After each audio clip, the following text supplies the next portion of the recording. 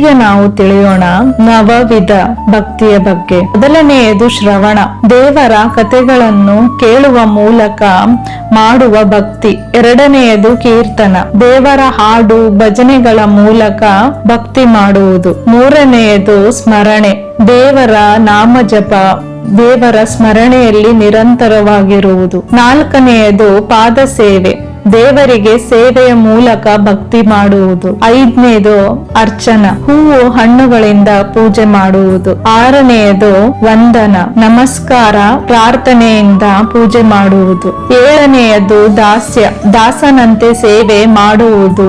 ಎಂಟನೆಯದು ಸಖ್ಯ, ಸ್ನೇಹಿತ ಗೆಳೆಯ ಸ್ನೇಹದ ಭಾವನೆಯಿಂದ ಮಾಡುವ ಭಕ್ತಿ. ಒಂಬತ್ತನೆಯದು ಆತ್ಮನಿವೇದನೆ, ದೇವರಿಗೆ ಸಂಪೂರ್ಣವಾಗಿ ತಮ್ಮನ್ನು ತಾವು ಸಮರ್ಪಣೆ ಮಾಡಿಕೊಳ್ಳುವುದು.